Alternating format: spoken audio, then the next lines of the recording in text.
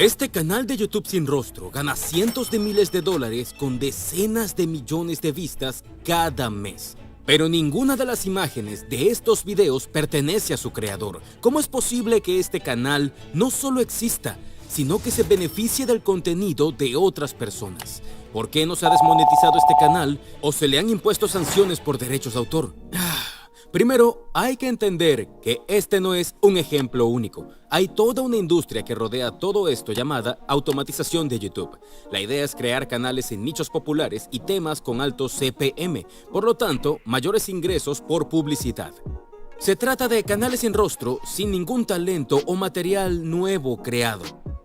Todo procede de contenidos que ya existen. Y luego, el ingrediente secreto aquí es la transformación. A menudo el trabajo se subcontrata, los guiones, la narración, la edición y las miniaturas. Es un modelo de negocio que ya existe hace más de una década. Y a partir de este sistema, gente normal, incluso adolescentes, están ganando millones de dólares en YouTube. Y se basa en lo que llamaríamos artes oscuras, desafiando cómo funcionan los derechos de autor y aprobando el sistema de identificación de contenido. Así que quería saber cómo era posible todo esto. Ya hemos hecho un video sobre cómo empezar un canal sin rostro desde cero. Te explica todo el proceso paso a paso, incluso si no quieres pagar nada por adelantado. Y es de los videos con mejor rendimiento dentro del canal, de todo el canal. Y la razón es que lo protagoniza Noah Morris, un emprendedor de la automatización de YouTube de 20 años de edad, que reveló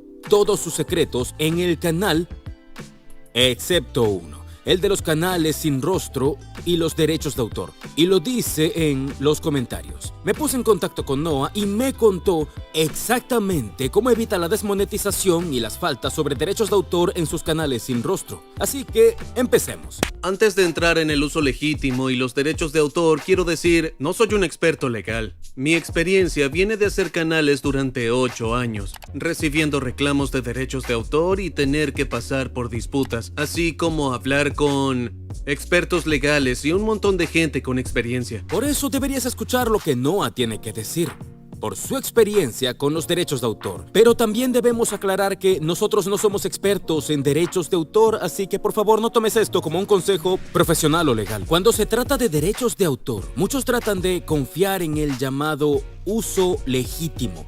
Pero, ¿qué es esto realmente? El uso legítimo es una doctrina legal que te permite usar el contenido protegido por derechos de autor de otras personas en tu video.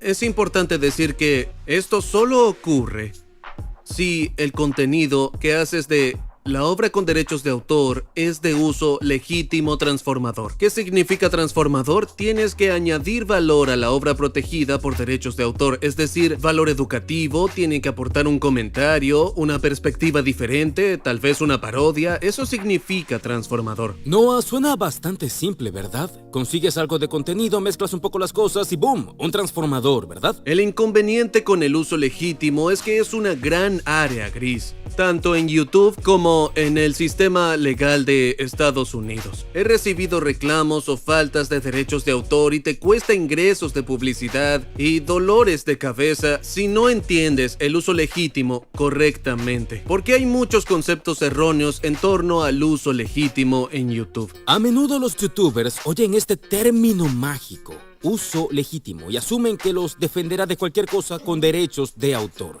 Ese es su primer error.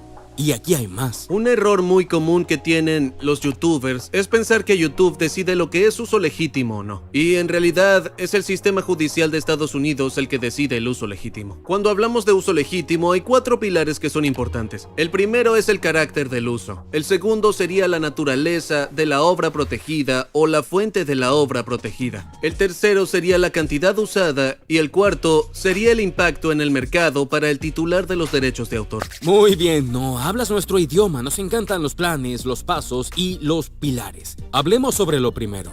Propósito y carácter de una obra con derechos de autor. Al hablar del propósito de la obra protegida en el uso legítimo, estamos hablando de cuánto valor y transformación estás añadiendo. ¿Añades un valor significativo en forma de ediciones geniales o de un montón de comentarios? El video gira en torno a ti y no al contenido protegido? Si el video gira en torno al contenido protegido, no hay uso legítimo, así que si copias un video de otro canal y lo publicas en el tuyo con una edición mínima y solo comentas un poco, no es uso legítimo, porque no estás añadiendo un valor significativo. Tienes que asegurarte de que estás añadiendo más valor del que aporta el clip protegido. Este valor puede proceder de distintas fuentes, puede provenir de tu opinión o tus comentarios, de un contexto informativo. Los documentales de YouTube son un buen ejemplo. Bien.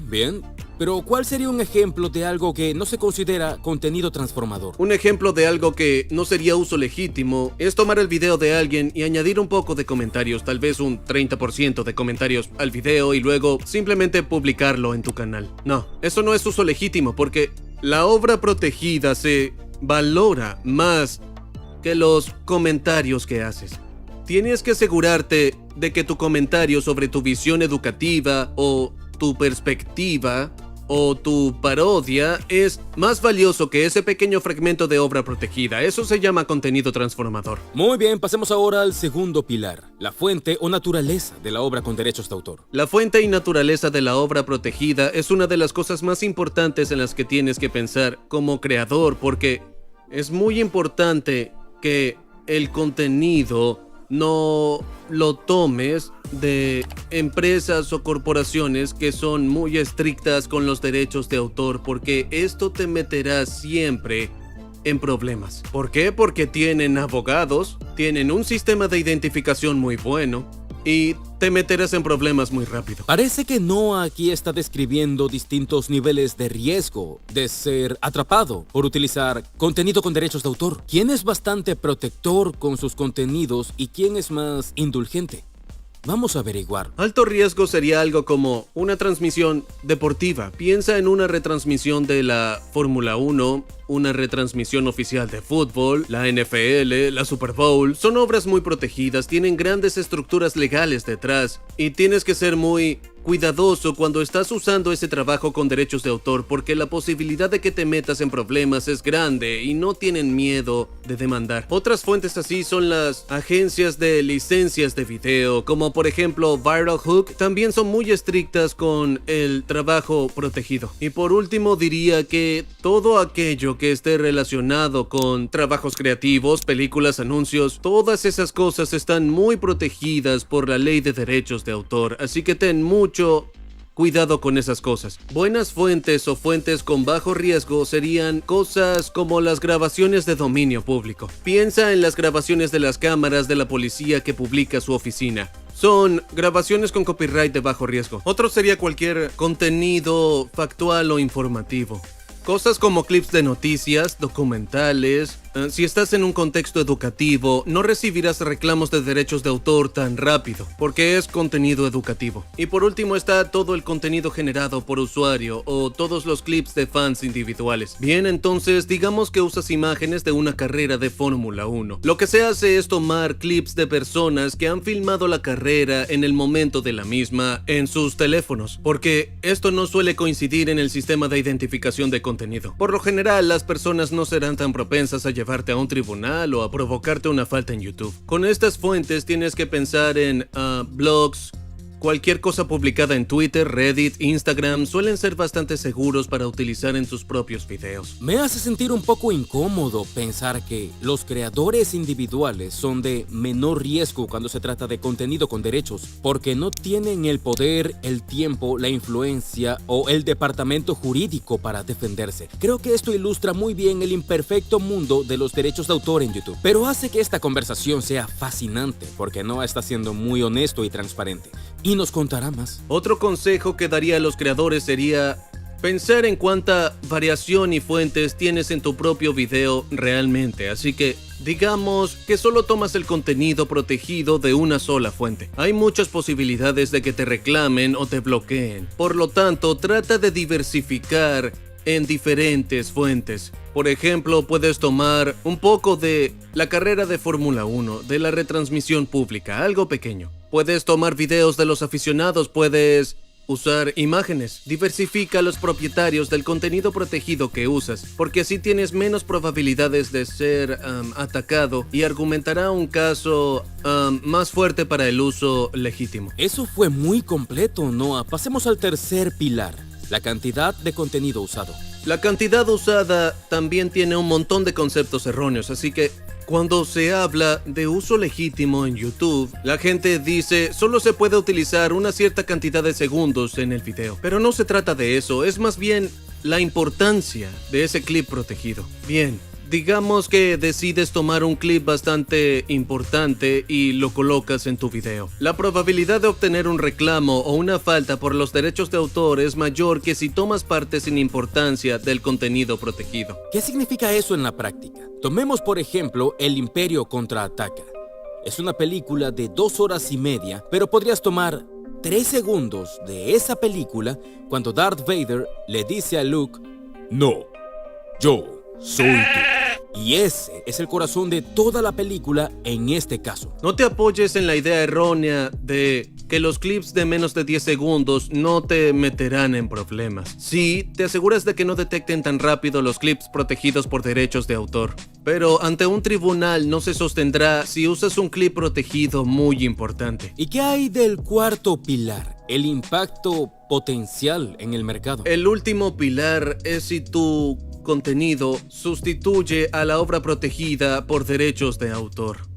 Por eso este caso es complicado, porque suelen sustituir al contenido original con derechos de autor, porque es más probable que los espectadores vean la compilación y por esa razón no vuelven a ver el clip original como consecuencia, y eso perjudica al titular de los derechos de autor, infringe sus derechos y eso te traerá muchos problemas. Así que asegúrate de diversificar y no dañar el mercado del titular de los derechos de autor, porque ese es otro factor importante. Intenta limitar el impacto que tienes en el mercado del titular de los derechos de autor. Bien, Noah, todo lo que hemos hablado hasta ahora está diseñado para alejarse de los problemas de los derechos de autor. Pero, ¿qué pasa con los reclamos y la identificación de contenidos? ¿Cómo evitar la identificación de contenido? Es una pregunta que me hacen mucho. Y es importante solo combinar la información que di antes. En primer lugar, asegurarte que estás usando fuentes de bajo riesgo, que tu contenido es transformador. Intenta usar todo en un contexto educativo o de comentario. De nuevo, lo educativo es lo más seguro. Los comentarios son una zona un poco gris. Intenta añadir también mucho valor propio en términos de edición para añadir más variación al video. Digamos que quieres añadir imágenes, animaciones, clips de podcast o noticias. Cuantos más tipos diferentes de clips uses en tu video, menos probable será que detecte ese clip protegido por derechos de autor, y si es corto el clip, menos probable es que también sea reclamado. Y otra cosa para evitar la identificación de contenido es asegurarse de usar un intervalo. Tiene que haber intervalos entre los contenidos protegidos. 10 segundos de contenido protegido y luego 10 segundos de voz en off. Y luego repites ese proceso una y otra vez. Así la IA de YouTube no detecta tan rápido el material protegido. Como mencioné, los canales sin rostro ocupan una región algo turbia del mundo de YouTube. Los derechos de autor parecen estar algo abiertos a interpretación y las normas se doblan hasta donde pueden. Sé que algunos de los creadores que vieron este video sentirán que nada de esto debería permitirse en YouTube, pero está permitido. Lo ha estado por mucho tiempo y lo va a estar en el futuro. Por otro lado, algunos estarán inspirados y listos para abrazar la idea de hacer un canal sin rostro. Esta es tu guía paso a paso sobre cómo hacerlo de la mano de Noah.